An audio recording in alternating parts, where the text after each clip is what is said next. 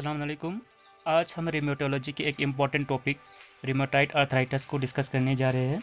इस लेक्चर में हम उन सारे पॉइंट्स को कवर करने की कोशिश करेंगे जो एससीक्यू और एमसीक्यू के हवाले से बहुत ज़्यादा इम्पॉर्टेंट है, ठीक है, और इसको बार बार पूछा जाता है एससीक्यू और एमसीक्यूज़ में। ओके, तो आज के इस लेक्चर के लर्निंग ऑब्जेक्टिव्स है: what is rheumatoid arthritis, what are the causes,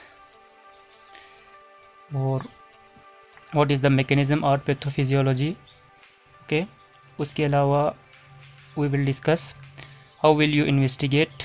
okay, उसके अलावा हम डिस्कस करेंगे how will you manage. Okay, how will manage a case of rheumatoid arthritis. तो स्टार्ट करते हैं आज के इस लेक्चर को। रिमेटॉइड आर्थराइटिस होता क्या है? रूमेटॉइड आर्थराइटिस होता है एक क्रोनिक ऑटो इम्यून डिजीज़ है। ओके, ऑटो इम्यून डिजीज़ है जो कि हमारे जॉइंट्स को इफ़ेक्ट करते हैं, ठीक है। जॉइंट्स के जो टिश्यू है, ठीक है, जॉइंट्स के जो साइनोवियम है उसके खिलाफ ऑटो एंटीबॉडीज़ बनते हैं, या जो हमारी इम्यूनिटी होता है वो उसके खिलाफ और एक्टिव हो जाते हैं, ठीक है। उसका टॉलरेंस ख़त्म हो जाता है और उसके ख़िलाफ़ उसके जो टिश्यू है, ठीक है, जॉइंट टिश्यू है या साइनोवियम है, उसके ख़िलाफ़ इम्यूनिटी बूस्ट हो जाता है। और साइनोवियम है, ठीक है, और जॉइंट टिश्यू है, उधर इन्फ्लेमेशन होते हैं, ठीक है, और इन्फ्लेमेशन की वजह से सारे सिम्टम्स आते हैं, ठीक है। ये जो है प्राइमरीली इफ़ेक्ट जॉइंट्स को करते हैं, ठीक है, जॉइंट्स को मेनली इफ़ेक्ट करते हैं, और जो है जिसकी वजह से जॉइंट्स वार्म हो जाते हैं, ठीक है। उसके अलावा स्टिफनेस होती है जॉइंट्स में और पेनफुल होती है। ओके, पेनफुल होती है। तो इसमें जो मोस्टली जो जॉइंट इन्वॉल्व होते हैं, ठीक है, वो कौन से जॉइंट्स है हमारे पास? रिस्ट जॉइंट और small joints of hands. Okay, जो मेन जॉइंट्स होते हैं वही रिस्ट और हैंड के जॉइंट्स, रिस्ट और हैंड के जो स्मॉल जॉइंट्स है वही इन्वॉल्व होते हैं। और ये किस तरह इन्वॉल्व होते हैं? सिमेट्रिकल इन्वॉल्वमेंट होते हैं इनमें। ऑटो इम्यूनिटी की वजह से इन्फ्लेमेशन हो रही है, ठीक है, उस इन्फ्लेमेशन की वजह से दूसरे पार्ट ऑफ बॉडी को भी इफेक्ट करते हैं।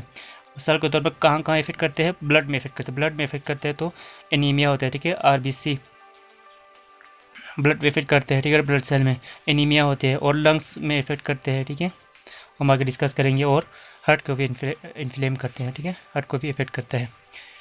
उसके अलावा अब हम इसके काजेस को देखें ना, काजेस बहुत जेनेटिक भी है, ठीक है, जेनेटिक काजेस और इन्वायरमेंटल काजेस है। जेनेटिक काजेस में जो H L A D R B one allele होता है, ठीक है, कुछ पर्सन्स में, ठीक है। तो ऐसे पेशेंट्स HLA-DR1 अलील प्रेजेंट हो, ठीक है, वो ससेप्टेबल होते हैं रिमेटॉइड आर्थराइटिस के लिए, वो लोग ससेप्टेबल होते हैं। और उसके अलावा जो है इसमें दूसरे जो है इन्वायरमेंटल काजेस में क्या क्या है? स्मोकिंग है, ठीक है, जो हेवी स्मोकर्स होते हैं उनमें रिस्क ज़्यादा होता है कि उनमें रिमेटॉइड आर्थराइटिस हो जाए। ओके, उसके अलावा अल्कोहल कंजम्पशन और सिलिका। ओके, सिलिका अगर बॉडी में लेवल बढ़ जाए, ठीक है, सिलिका के, उस सूरत में भी रिमेटॉइड के चांस बढ़ जाते हैं, ठीक है। इसका मैकेनिज़्म ये है कि जो बॉडी इम्यून सिस्टम होते हैं, ठीक है, वो अटैक करते हैं हमारे जॉइंट्स को। ओके, जॉइंट्स को अटैक करते हैं। किस तरह अटैक करते हैं? जो क्यों अटैक करते हैं? क्योंकि जो जॉइंट्स में जो टिश्यू होता है, ठीक है, उसमें कुछ प्रोटीन्स होते हैं, ठीक है, वो होते हैं सिट्रोनेट प्रोटीन्स, ठीक है। अब जो है हमारे बॉडी क्या रहते हैं? एंटीबॉडीज़ बनाते हैं सिट्रोनेट पेप्टाइड्स के खिलाफ।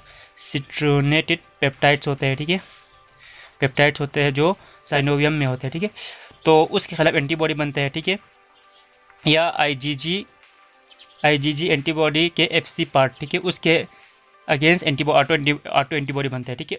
उन दो एंटीबॉडीज़ की वजह से क्या होता है? हमारे इम्यून एक्टिवेशन होते हैं, ठीक है, और बी सेल्स और T cells, okay, T cells activate होते हैं, टी सेल्स एक्टिवेट होते हैं, ठीक है। अब उस एक्टिवेशन की वजह से टीएनएफ, ट्यूमर नेगुलेटिंग फैक्टर रिलीज होगा, ठीक है, और दूसरे साइटोकाइन रिलीज होगा, ठीक है, मैक्रोफेज आएंगे, ठीक है, मैक्रोफेज आगे जाके फाइब्रोब्लास्ट को एक्टिवेट करता है, ठीक है, फाइब्रोब्लास्ट जाके आगे साइनोवियम है, ठीक है, उसका हाइपरट्रोफी कराएगा, ठीक है, हाइपरट्रोफी। और जो है कार्टिलेज जो है, कार्टिलेज भी डिग्रेड होगा, क्योंकि डिग्रेडिंग प्रोटीन जो एंजाइम्स हैं उनके सिक्रेशन की वजह से जो कार्टिलेज है वो डिग्रेड होगा। Okay, cartilage. अब जो है हम देखते हैं कि रोमेटाइड आर्थराइटिस में जो साइन एंड सिम्टम्स है वो कौन कौन से हैं। ठीक है, तो साइन एंड सिम्टम्स में मेन जो साइन एंड सिम्टम्स है हमारे पास पेन के साथ आते हैं पेशेंट। ठीक है, अब पेन के क्या फीचर्स होंगे? रेस्ट से पेन बढ़ जाता है, ठीक है, और एक्टिविटी से पेन कम होते हैं। ठीक है, ये ऑस्टियोआर्थराइटिस का उल्टा है। ठीक है, ऑस्टियोआर्थराइटिस में जो एक्टिविटी से पेन बढ़ जाता है। ठीक है, और पेन एसोसिएटेड विथ स्टिफनेस है। ठीक है, स्टिफनेस और मॉर्निंग स्टिफनेस होती है। ठीक है, इसमें रूमेटॉइड आर्थराइटिस में। ओके, उसके अलावा जो है इसमें स्मॉल जॉइंट्स इन्वॉल्व होते हैं। ठीक है, स्मॉल जॉइंट इन्वॉल्व होते हैं और वो सिमेट्रिकली इन्वॉल्व होते हैं। ठीक है, उसके अलावा जो है पिटिंग एडिमा हो सकते हैं, pitting oedema, proximal muscle stiffness होती है।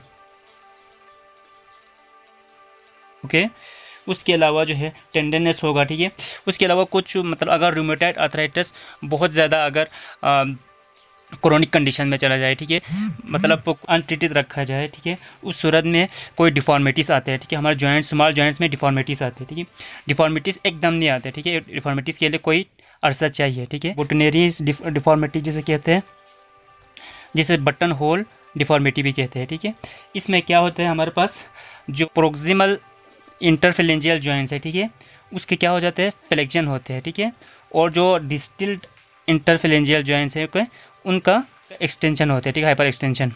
तो ये है बोटनरी या बटन होल डिफॉर्मिटी। जो स्वान एक होता है, स्वान नेक डिफॉर्मिटी, जिसमें क्या होता है प्रोक्सिमल इंटरफेलेंजियल जॉइंट्स में क्या होते हैं, हाइपर एक्सटेंशन होते हैं। ठीक है, और जो डिस्टल इंटरफेलेंजियल जॉइंट्स है उनमें क्या होते हैं, फ्लेक्शन होते हैं। ठीक है, तो वो होता है स्वान नेक डिफॉर्मिटी। उसके अलावा जेड डिफॉर्मिटी ऑफ थंब होती है। ठीक है, डिफॉर्मिटी ऑफ थंब। उसके अलावा ulnar deviation of fingers. Okay, ulnar deviation होते हैं फिंगर्स की। ठीक है, तो ये सारे डिफॉर्मिटीज़ है। ठीक है, उसके अलावा जो है कोकअपटोस और बेकर सिस्ट जो नी जॉइंट्स के पीछे बनते हैं। ठीक है, नी जॉइंट के बैक साइड पे पोस्टीरियरली बनते हैं। ठीक है, बेकर सिस्ट, ये भी क्या है, डिफॉर्मिटी है। ठीक है, अब हम देखते हैं कि सिस्टेमिकली किस तरह हमें रूमेटॉइड आर्थराइटिस प्रेजेंट करेगा। तो सिस्टेमिकली पेशेंट जो है एनोरेक्सिया के साथ प्रेजेंट करते हैं। एनोरेक्सिया के अलावा वीकनेस, फटीग। ओके, वीकनेस, क्योंकि ये इन्फ्लेमेटरी डिजीज है। ठीक है, इन्फ्लेमेशन की वजह से पूरी बॉडी में इन्वॉल्व हो जाती है। उसके अलावा ऑस्टियोपोरोसिस और मसल वेस्टिंग होती है। ठीक है, मसल वेस्टिंग होती है। अब उसके अलावा जो है जो हमारे स्किन पर ना रूमेटिक नोड्यूल्स बनते हैं। रूमेटिक नोड्यूल्स उन पेशेंट्स बनते हैं जिनमें रूमेटिक फैक्टर पॉजिटिव हो और anti stimulatory peptide antibodies positive हो। ठीक है, उनमें रूमेटिक नोड्यूल्स बनते हैं। और ये कहाँ पर प्रेजेंट होते हैं, एक्सटेंसर सरफेस पे बनते हैं। ठीक है, एक्सटेंसर सरफेसेस पर बनते हैं। ओके, अब हम देखते हैं कि इसके ओकुलर क्या मैनिफेस्टेशन होंगे। ओकुलर मैनिफेस्टेशन ये होंगे कि इसमें पेशेंट में ड्राई आई होंगे। ठीक है, ड्राई में क्या होते हैं, सेरोसाइटस होते हैं। ठीक है, सेरोसाइटस। ओके, उसके अलावा जो है परमानेंट नोड्यूल्स बनते हैं। ठीक है, एक और कंडीशन है जिसे कहते हैं केपलान सिंड्रोम। ओके, जिसमें क्या होता है पेशेंट रूमेटॉइड आर्थराइटिस के पेशेंट में, ओके, उसमें क्या होता है लंग में नोड्यूल्स बने होते हैं। ओके, और उसके साथ साथ उस पेशेंट में वो पेशेंट जो है कोल्ड डस्ट से वो एक्सपोज होता है। कोल्ड वर्कर में रूमेटॉइड आर्थराइटिस है। ठीक है, और हम जब उसमें लंग के अगर आप एक्सरे करोगे उस सूरत में लंग में आपको नोड्यूल नजर आए, ठीक है, तो उसको हम कहेंगे केपलान सिंड्रोम। ओके, उसके अलावा जो है सिस्टेमिक इन्वॉल्वमेंट में subluxation of atlanto axial joints. Okay, उसके सबलेक्शन होते हैं। ठीक है, उसके अलावा इरोजन होते हैं ट्रांसवर्स लिगामेंट के। ओके, जो स्पाइनल कॉर्ड ट्रांसवर्स लिगामेंट है उधर इरोजन होती है। ठीक है, तो आज अभी डिस्कस करते हैं डिफरेंशियल डायग्नोसिस ऑफ। हमारे पास है septic arthritis, reactive arthritis. Okay, उसके अलावा osteo arthritis. Okay, systemic lupus erythematosus और फाइब्रोमाइल्जिया। ओके, ये क्या है हमारे पास डिफरेंशियल डायग्नोसिस है। ठीक है, अब हम डिस्कस करते हैं इन्वेस्टिगेशंस को। इन्वेस्टिगेशन को मेनली हम 4 मेन हेडिंग्स में डिवाइड करते हैं। ठीक है, तो पहला है कि हम क्या करें, हाउ टू एस्टेब्लिश डायग्नोस। ठीक है, टू डायग्नोस रूमेटॉइड आर्थराइटिस। और दूसरा इन्वेस्टिगेशन के जो मेन हेडिंग है वो है to monitor disease. Okay, to monitor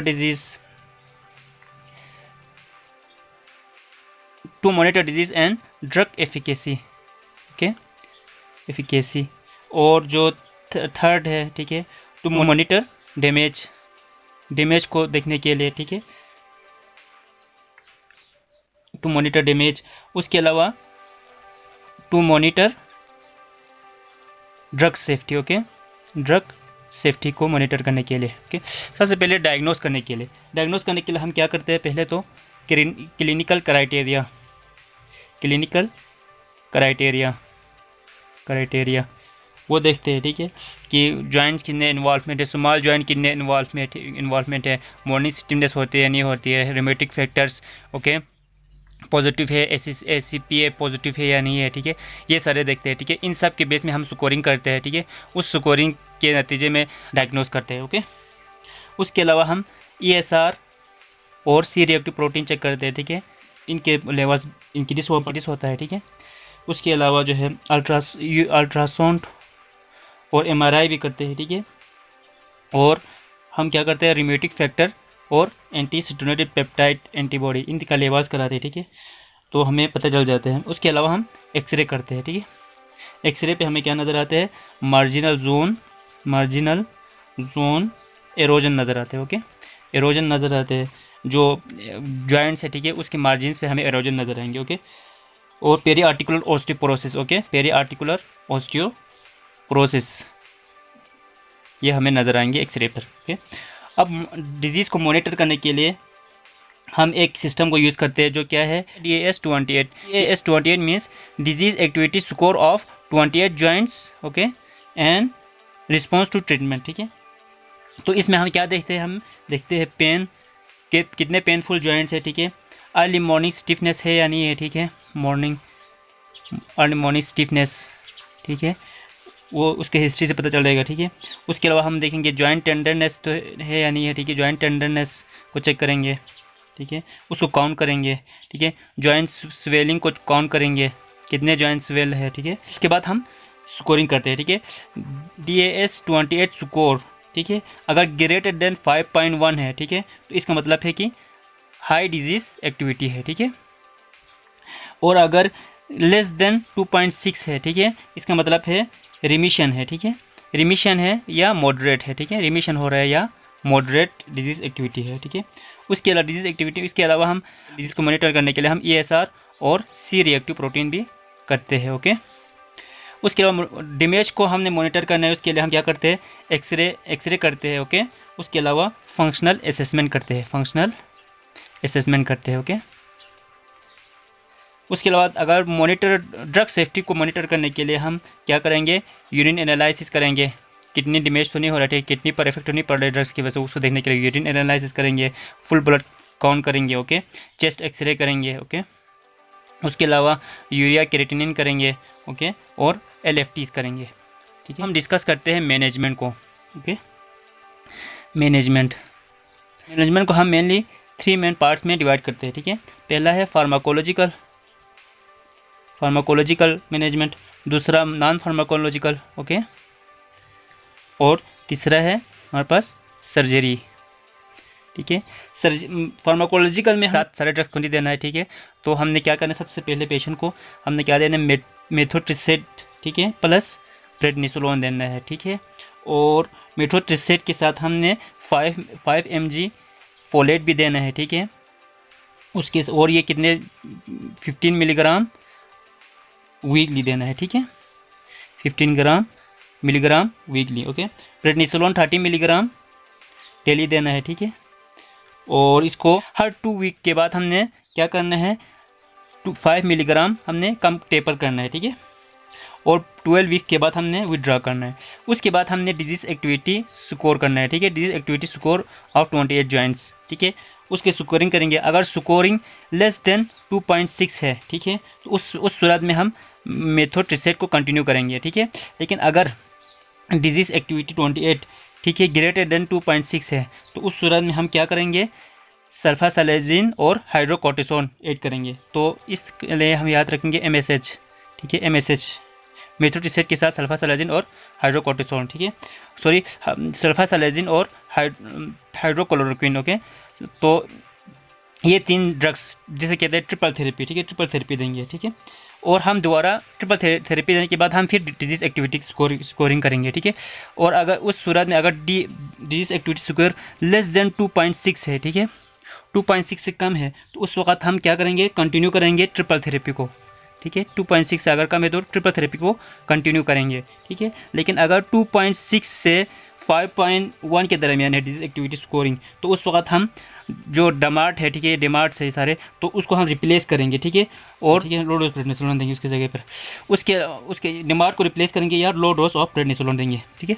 और अगर डिजीज़ एक्टिविटी स्कोर 5.1 से ज़्यादा है, ठीक है, उस वक्त हम क्या देंगे, बायोलॉजिकल थेरेपी देंगे, ओके, बायोलॉजिकल थेरेपी। इसमें क्या है, TNF इनहिबिटर्स है, ठीक है। नॉन फार्माकोलॉजिकल में हमारे पास क्या है, ऑक्यूपेशनल थेरेपी है, इसके अलावा फिजियोथेरेपी हम एडवाइस करेंगे, ओके। उसके अलावा जो सर्जरी में है, ठीक है, अगर सर्जरी उस वक्त करेंगे जब डिजीज़ फ्लेयर हो, ठीक है, और थेरेपी के साथ कंट्रोल ना हो, ठीक है, मतलब ड्रग्स से कंट्रोल नहीं हो रहा हो, ठीक है, उस सूरत में हम या तो इंट्रा आर्टिकुलर ग्लूकोकॉर्टिकॉइड इंजेक्शन देते हैं, ठीक है, या सर्जरी में हम क्या करते हैं, साइनोवेक्टोमी करते हैं, साइनोवेक्टोमी या जॉइंट रिप्लेसमेंट थेरेपी करते हैं, जॉइंट रिप्लेसमेंट सर्जरी, ओके। अगर सबलक्सेशन ऑफ मेटाटार्सोफेलेंजियल जॉइंट्स है, ठीक है, उस सूरत में हम क्या करते हैं, excision of metatarsal head, okay, excision of metatarsal head, ठीक है। ये सारा क्या है, हमारे पास सर्जरी है, ठीक है। So this is all about rheumatoid arthritis, ठीक है। अगर आपको कोई क्वेश्चन हो, कोई क्यूरी हो, ठीक है, तो कोई पॉइंट अगर समझ में ना आया हो, ठीक है, तो आप मुझसे पूछ सकते हैं, ठीक है। अगर आपने अभी तक चैनल को सब्सक्राइब नहीं किया तो काइंडली सब्सक्राइब करें और बेल आइकन को दबाएं ताकि आप फ्यूचर में भी ऐसे वीडियोस को देख सकें। So thanks for watching.